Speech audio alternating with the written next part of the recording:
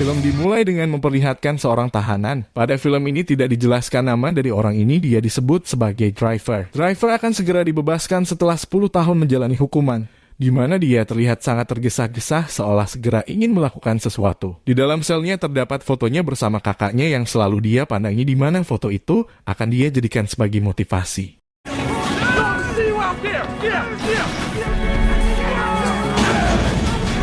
Sebelum keluar, kepala penjara menjelaskan tentang kelakuan apa saja yang pernah dilakukan Driver ketika di penjara. Dia dengan sangat brutal pernah memotong tangan narapidana lain, pernah membuat buta salah satu mata narapidana lain, dan juga pernah membuat luka pada bagian kepala belakang milik narapidana lain. Melalui penjelasan tersebut tergambarkan bagaimana brutal dan kejamnya sosok yang disebut Driver ini. Where's the exit? Setelah semua selesai, Driver segera diantar menuju pintu keluar dari penjara itu. Dan inilah dia, Faster. Film ini akan mengisahkan Driver yang akan membalaskan dendamnya kepada orang-orang yang telah membunuh kakaknya 10 tahun yang lalu. Film ini akan sangat seru karena tidak tanggung-tanggung dalam menyajikan adegan action. Akan ada plot twist di akhir film tentang siapa yang menjadi dalang yang membunuh kakaknya. Jadi pastikan kalian menonton hingga akhir. Apakah Driver bisa membalaskan dendamnya? Oke, tanpa berlama-lama saya mengucapkan selamat menonton.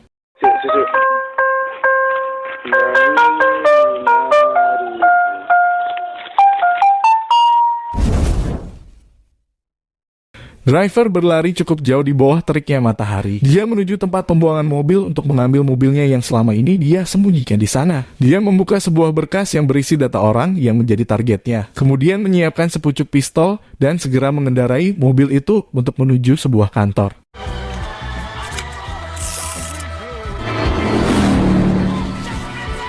Kemudian dia masuk ke kantor itu tanpa permisi, mencari orang dalam daftar tadi, dan tanpa basa-basi orang itu ditembak saat itu juga. Di mana hal itu membuat kita bertanya-tanya tentang hal apa yang telah terjadi di masa lalu Driver hingga dia dendam kepada orang itu.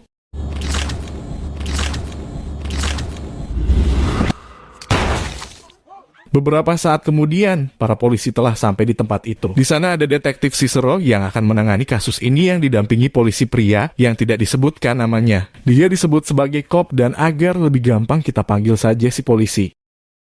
Di tempat lain, Driver mendatangi seorang informan untuk membeli berkas yang dia minta, yang berisi orang-orang yang terlibat dalam pembunuhan kakaknya. Si informan meminta harga lebih, namun Driver tidak mau membayar lebih tinggi dari kesepakatan. Sehingga si informan memerintahkan anak buahnya untuk menghajar Driver. Pada awalnya orang itu sangat percaya diri dan terlihat ganas. Namun ketika melihat tato di tangan Driver, tiba-tiba orang itu sangat ketakutan. Entah simbol apa pada tato itu, kemudian si informan mau tidak mau harus menyerahkan berkas yang diminta Driver.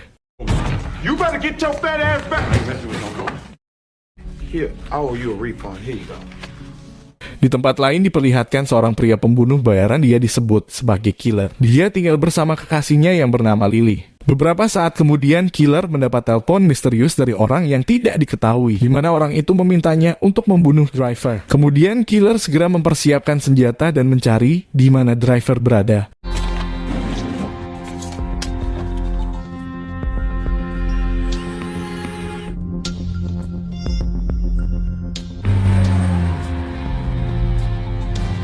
Di tempat lain, detektif Cicero menjelaskan kepada si polisi jika dia telah menemukan siapa identitas dari orang yang melakukan pembunuhan itu. Detektif Cicero menjelaskan jika Driver telah melakukan perampokan pada sebuah bank 10 tahun yang lalu. Sebenarnya Driver tidak melakukan perampokan itu, dia hanya supir dari para perampok itu. Driver sangat lihai dalam mengendarai mobil dan dengan pengalamannya balapan bersama Dominic Toretto. Akhirnya mereka berhasil lolos dari kejaran polisi dengan membawa uang yang mereka rampok.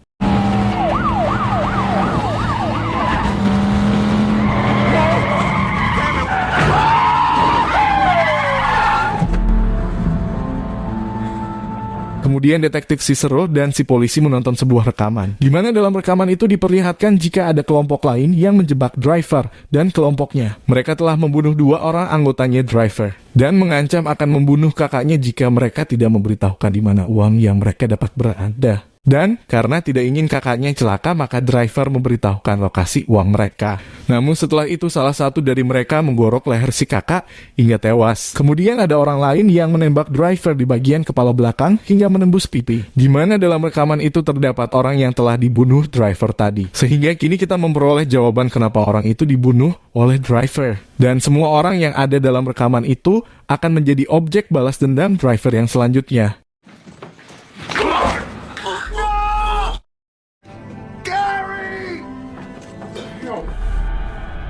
Smile for the camera. I'm gonna kill you all.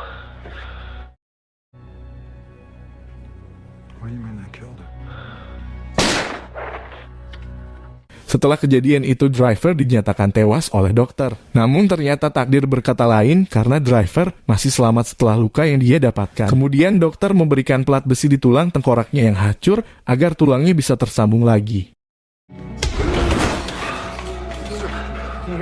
Di tempat lain, sampailah killer pada suatu tempat. Di sana terlihat ada seorang kakek-kakek lansia yang ditolong menuju apartemennya oleh gadis muda. Beberapa saat kemudian, sampailah mereka di apartemen milik kakek itu. Si gadis ingin segera pergi, namun si kakek mencegahnya dan akan membuatkan minum terlebih dahulu. Sebagai ungkapan, terima kasih telah membantunya sampai di apartemennya. Sementara di luar, driver telah sampai di tempat itu dan segera menuju apartemen si kakek. Ternyata, kakek itu adalah salah satu orang yang membunuh kakaknya, driver. Beberapa saat kemudian, killer juga mengikuti driver. Kembali ke apartemen. Ternyata minuman yang diberikan pada gadis itu telah diberi suatu obat yang membuat si gadis tidak berdaya. Dan ternyata kakek itu bisa berjalan dengan normal dan tadi hanya pura-pura saja, yang kemungkinan si gadis akan diperkosa oleh si kakek. Karena orang ini adalah pecandu seks.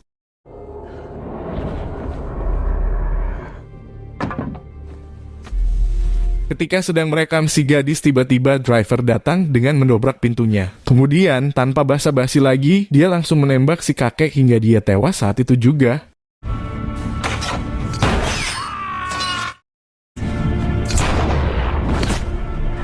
Ketika akan pergi, killer telah sampai di tempat itu dan bersiap akan menembak driver. Terjadi tembak-tembakan yang cukup sengit di antara mereka. Killer yang seorang pembunuh bayaran profesional pun harus dibuat tidak berdaya hingga dia bergetar. Namun driver lebih memilih kabur dari sana karena driver tidak punya rasa dendam kepada killer. Dan ini baru pertama kali terjadi di dalam karir profesionalnya.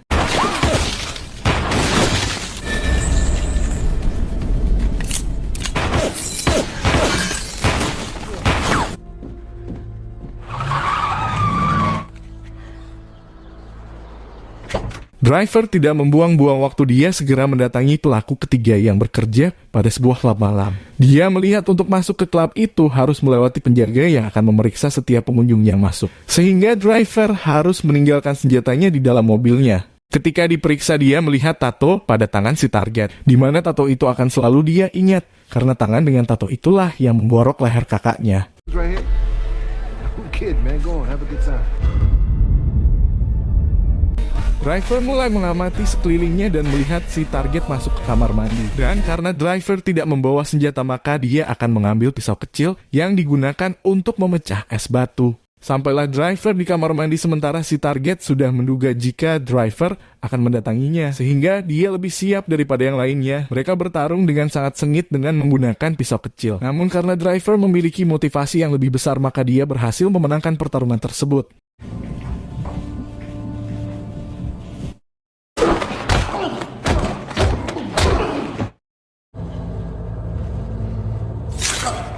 Sebelum meninggal, si target meminta satu permohonan terakhir kepada driver untuk menghubungi anaknya dan mengatakan jika dia minta maaf. Di sisi lain, si killer baru saja melangsungkan pernikahan dengan Lily. Dan sebagai tanda cintanya, maka killer akan pensiun dari pekerjaannya yang seorang pembunuh. Namun karena wajah driver yang terus membayanginya dan membuatnya penasaran dengan kemampuan driver, maka killer mengatakan kepada Lily jika dia akan menyelesaikan tugasnya terlebih dahulu dan ini akan menjadi pekerjaannya yang terakhir.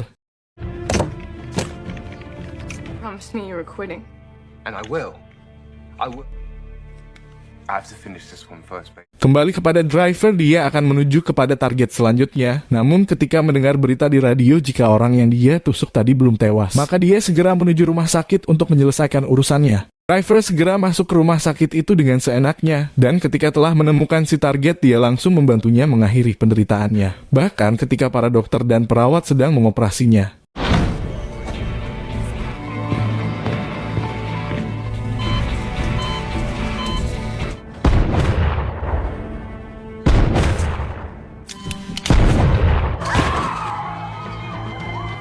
Si polisi yang kebetulan ada di sana segera mengejar driver hingga sampai pada sebuah lorong. Kemudian terjadi adu tembak yang sangat sengit di antara mereka. Namun karena driver memiliki semangat untuk balas dendam, maka si polisi hampir saja tewas di tangan driver.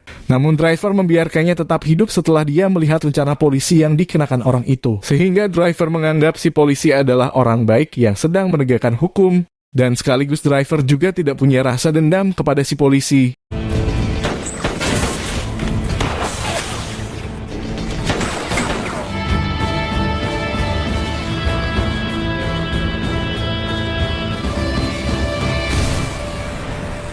Ketika di jalan, driver segera dikejar oleh killer dan terjadi kejar-kejaran layaknya film Fast Furious hingga pada akhirnya mobil mereka terhenti. Driver sebenarnya bisa membunuh killer saat itu, namun karena dia tidak punya rasa dendam kepada killer, maka driver hanya menembak ban mobilnya saja. Sementara killer yang berambisi untuk membunuh driver segera menembaknya yang mengenai leher driver, namun luka itu tidak fatal.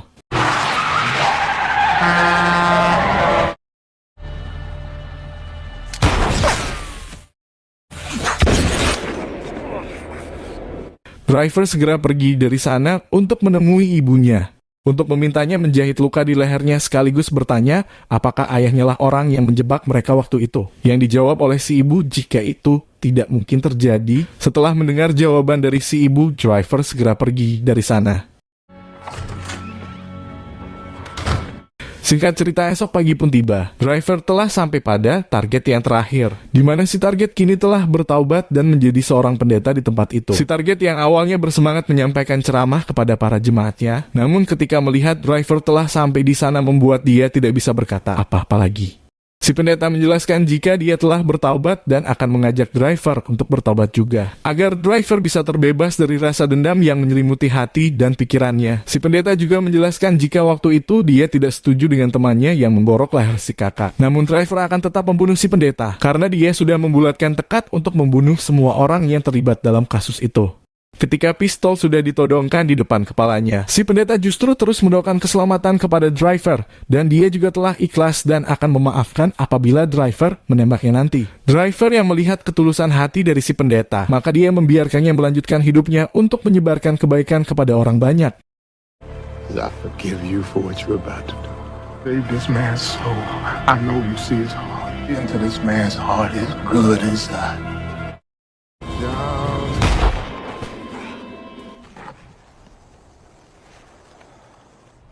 Go back to your family.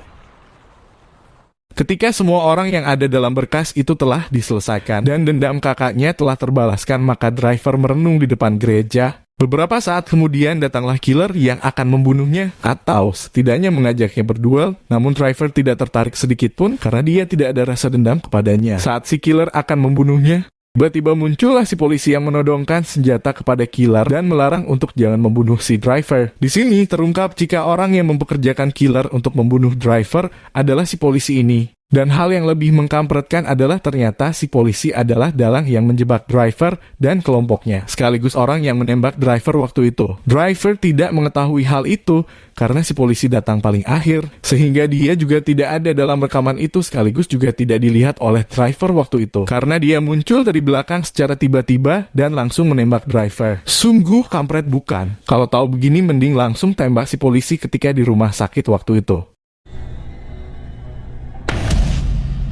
Beberapa saat kemudian, si polisi menembak driver di bagian kepala belakangnya. Dan setelah semua selesai, dia segera menelpon istrinya dan mengatakan jika mereka akan memiliki banyak waktu bersama karena setelah ini si polisi akan pensiun. Namun beberapa saat kemudian,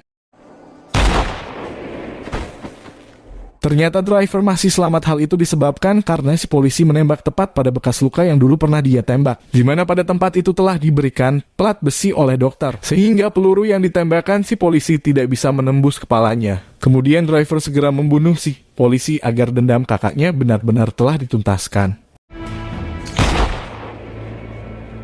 Dan film pun berakhir.